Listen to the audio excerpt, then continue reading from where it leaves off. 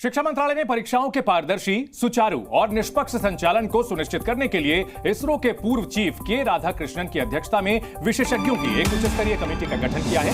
यह कमेटी परीक्षा प्रक्रिया के सिस्टम में सुधार के साथ साथ डेटा सुरक्षा प्रोटोकॉल में सुधार को लेकर सिफारिशें करेगी। साथ में एनटीए यानी नेशनल टेस्टिंग एजेंसी की संरचना और कार्यप्रणाली पर भी यह कमेटी अपने सुझाव देगी। कमेटी 2 महीने के भीतर अपनी रिपोर्ट शिक्षा मंत्रालय को सौंपेगी। शिक्षा मंत्रालय ने उच्च स्तरीय कमेटी का गठन किया है। इस वक्त ये बड़ी खबर है।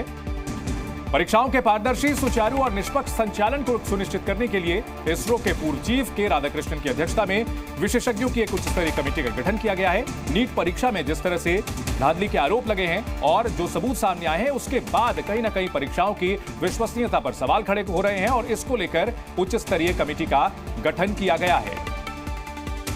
7 सदस्यीय कमेटी का ऐलान किया गया। परीक्षा प्रक्रिया के सिस्टम में सुधार के साथ साथ डेटा सुरक्षा प्रोटोकॉल में सुधार को लेकर सिफारिशें करेगी ये कमेटी। साथ में एनटीए यानी नेशनल टेस्टिंग एजेंसी की संरचना और कार्यप्रणाली पर भी ये कमेटी अपने सुझाव देगी। कमेटी 2 महीने के भीतर अपनी रिपोर्ट शिक्षा मंत्रालय को सौंपेगी।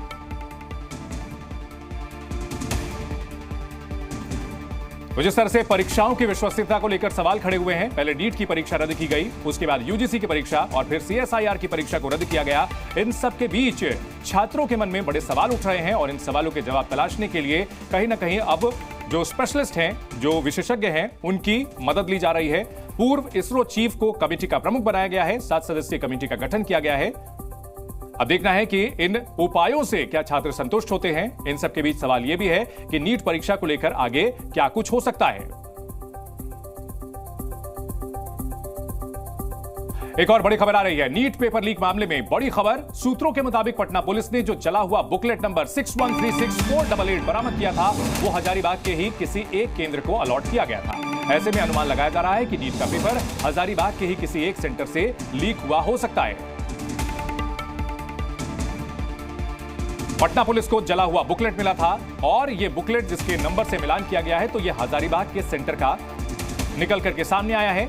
और इन सब के बीच बड़ा सवाल यह है कि क्या हजारीबाग से ही पेपर लीक किया गया है। यह बड़ी खबर है। सूचनाएं प्राप्त हो रही हैं विभिन्न सूत्रों से और मीडिया के ही माध्यम से, तो इसकी कोई जानकारी जिला स्तर पर अभी हमें नहीं है किसी भी लेवल पे, बट अगर ऐसी कोई बात है या सूचना है तो हम लोग आगे जरूर इसको सॉल्व करने में सहयोग करेंगे। अभी हमें इसके बारे में आधिकारिक रूप में या किसी भी स्तर से किसी प्रकार का कोई इन्फॉर्मेशन प्राप्त नहीं है।